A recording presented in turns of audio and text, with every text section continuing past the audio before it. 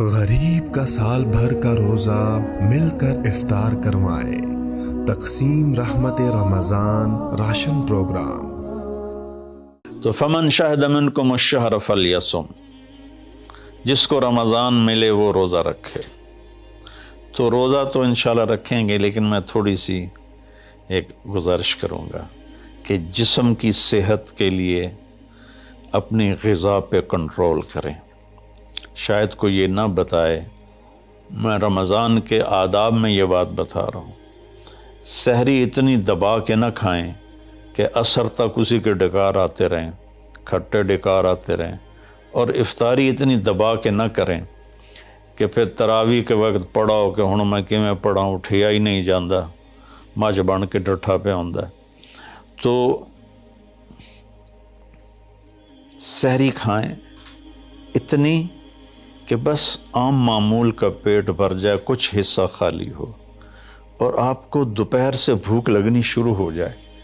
جب آپ کو دوپہر سے بھوک لگنی شروع ہوگی تو آگے 6-7 گھنٹے کا سفر ہے، اس میں پوری مشین خالی چلے گی، تو جتنے گندے مادے اور فاسد مادے جمع ہوتے ہیں وہ سارے جل جاتے ہیں۔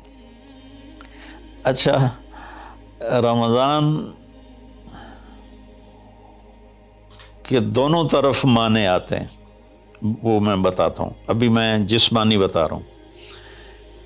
اچھا، ایک اور بھی بڑا خوبصورت رمضان کا معنی ہے۔ اللہ کے نبی نے فرمایا کہ یہ نہ کہا کرو رمضان آ گیا اور رمضان چلا گیا، کہو رمضان کا مہینہ آ گیا، رمضان کا مہینہ چلا گیا، چونکہ رمضان اللہ کا نام ہے، رمضان اللہ کا نام ہے۔ اللہ اس میں اپنے بندوں کے گناہوں کو جلا دیتا ہے، تو اس لیے یہ تفسیر رازی کی روایت بیان کر رہا ہوں، اس کی صحت اور ضعف کے بارے میں مجھے نہیں پتہ۔ تو رمضان کہتے ہیں جلا دینا یا جل جانا۔ تو جب آپ کا فاقہ 12 بجے سے شروع ہو جائے گا اور 6-6:30 بجے تک چلے گا، تو آپ کے جسم کا ایک ایک خلیہ گرم ہو جائے گا اور اس میں سے بھاپ نکلے گی، اور آپ کے جسم کی گندگی پورے سال کی جو جمع ہے وہ جلنا شروع ہوگی۔ پھر آپ افطاری جب کریں تو سنبھل کے کریں، ٹھنڈا برف سے بھرا ہوا پانی اور روح افزا اور جام شیریں اور دودھ سوڈا، اور اس میں برف کے اتنے بڑے بڑے ڈلے ڈال کے جب آپ پیتے ہیں تو سارے دن کے روزے کا جسمانی فائدہ فوت ہو جاتا ہے، ختم ہو جاتا ہے۔ سنبھل کے پانی پئیں اور روم ٹمپریچر کا پانی پئیں۔ اس وقت معدہ گرم ہوتا ہے، اس میں ٹھنڈی بلا ڈالنا، اور پھر آپ اس پر دوسرا ظلم یہ کرتے ہیں کہ اتنا ٹھنڈا پینے کے ساتھ گرم گرم سموسے کھاتے ہیں، گرم گرم پکوڑے کھاتے ہیں، اور کئی ماشاءاللہ ساتھ وہ پیس کو بھی ملاتے ہیں، کوئی چانپیں ملاتے ہیں، کوئی پیس ملاتے ہیں۔ یہ افطاری ہوتی ہے اور پھر کھانا اس کے بعد ہوتا ہے۔ تو سادہ پانی سے روزہ افطار کریں، اور مغرب کی نماز کے بعد ہلکا پھلکا کھانا لیں، اور پھر تراویح کا انتظار کریں، تراویح پڑھیں، اور اس کے بعد جس کا ذوق ہے ٹھنڈا پانی پینے کا وہ ٹھنڈا پی لے، گرم کا ذوق ہے گرم پی لے، لیکن برائے مہربانی کئی چیزوں کا، اب میں ایک آپ کو مثال دیتا ہوں۔ یہ ہماری گاڑیاں ہیں معمولی سی، تو ہم اس میں دیکھتے ہیں کہ اچھا پیٹرول کہاں ملتا ہے۔ جس پیٹرول پمپ کا پتہ چلے کہ پیٹرول اچھا نہیں، ہم سزوکی والا بھی آگے چلا جاتا ہے کہ ویکھو چنگا پیٹرول کتھوں لبدا ہے، اور جن کے پاس مہنگی گاڑیاں وہ ہائی آکٹین ڈلواتے ہیں، جو پیٹرول کی سب سے اچھی قسم ہوتی ہے۔ تو ہم اپنی ایک چھوٹی سی گاڑی، چند لاکھ یا چند کروڑ کی گاڑی کو اچھا پیٹرول دینے کے لیے کئی کلومیٹر سفر کرتے ہیں کہ وہاں کا پیٹرول پمپ اچھا ہے، اور یہ جو گاڑی ہے جس کی آنکھ کا یہ ابرو کا یہ جو پپوٹے کا بال ہے، یہ اگر گر جائے تو ساری دنیا مل کے نہیں دے سکتی۔ ایک نوخن اگر گر جائے تو پوری دنیا مل کے وہ نوخن نہیں دے سکتی۔ کون چاہتا میں گنجا ہو جاؤں؟ اور ایک بال گرتا ہے تو پوری دنیا کی طاقت مل کر وہ بال واپس نہیں لا سکتے۔ تو اس کو ہم گندی سے گندی چیزیں کھلاتے ہیں، کچوریاں کھا رہے ہوتے ہیں، قتلمے کھا رہے ہوتے ہیں کہ افطاری ہو رہی ہے۔ تو اللہ کے واسطے ٹویوٹا گاڑی میں صاف پیٹرول ڈلواتے ہو اور اس خوبصورت گاڑی میں گند بھر دیتے ہو، سموسے اور پکوڑے اور دودھ سوڈا اور جام شیریں اور روح افزا اور 7 اپ اور ٹھنڈے پانی، سکنجبین، اور اس کے اوپر پھر مرغے کے پیس اور چانپوں کے پیس، اور ابھی کھانا بعد میں کھانا ہوتا ہے۔ تو مہربانی کریں، اپنے جسم کی صفائی کریں، اعتدال سے کھائیں، افطاری بھی اتنی کھائیں کہ آپ کی بھوک باقی ہو۔ تو آپ آرام سے تراویحیں پڑھ لیں گے، تو تراویح پڑھیں، پھر اس کے بعد آپ آرام کریں، جلدی سے سو جائیں۔ اور بعض نوجوان ساری رات جاگتے ہیں، ٹھیک ہے، کوئی بات نہیں، جاگیں، کوئی نفل بھی پڑھ لیا کریں، کچھ اپنی گپ شپ بھی کر لیا کریں، اور پھر سحری ایسی کھائیں کہ اب اس میں پراٹھے پک رہے ہوتے ہیں اور ہر گھر سے پراٹھوں کی خوشبو آ رہی ہوتی ہے، تو پھر پراٹھوں کا بوجھ اپنے اوپر نہ ڈالیں، سادہ روٹی کھا لیں، سادہ سالن کھا لیں، تو پورے مہینے میں آپ کے پوری باڈی کی اوورالنگ ہو جائے گی۔ یہ تو جسمانی فائدہ ہو گیا۔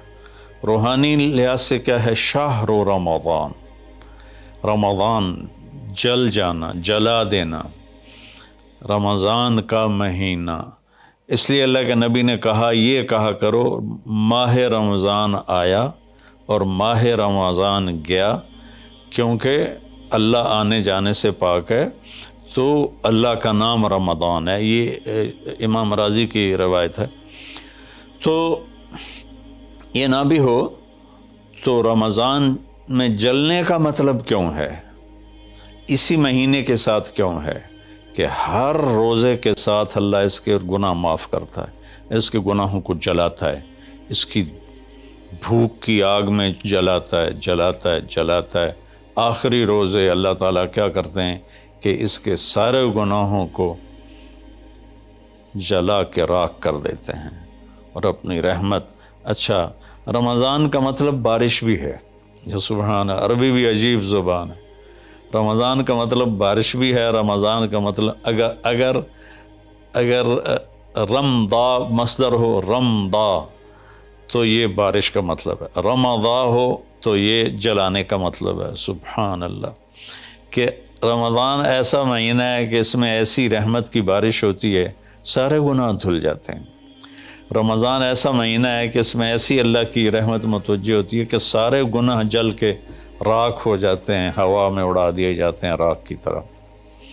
تو یہ تب ہوگا جب ہمارا پورا جسم روزہ رکھے، ہماری آنکھیں روزہ رکھیں، ہمارے کان روزہ رکھیں، ہماری زبان روزہ رکھے، ہمارے ہاتھ روزہ رکھیں، ہمارے پاؤں، ہمارا دل، دماغ روزہ رکھے، تو پھر یہ روزہ، یہ رمضان بنے گا اور ہمارے گناہوں کو جلا دے گا یا دھو دے گا۔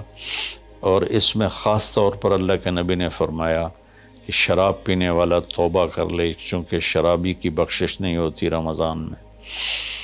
ایک ہوتا ہے دلیر ہو کے پینا، کوئی نہیں، کچھ نہیں ہوتا، اللہ بڑا غفور الرحیم ہے، یہ تو سارے پکڑے جائیں گے۔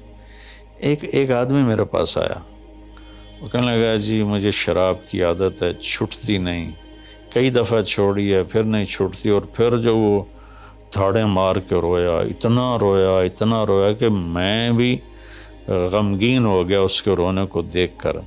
اس کا معاملہ اور ہے، تو اس پر اللہ کی رحمت نازل ہو جائے گی، چونکہ جو توبہ کرتا رہتا ہے پھر اس سے ٹوٹ جاتی ہے، وہ دن میں 70 دفعہ بھی توڑے گا اور توبہ کرے گا تو اللہ کے ساتھ دوستی باقی رہے گی۔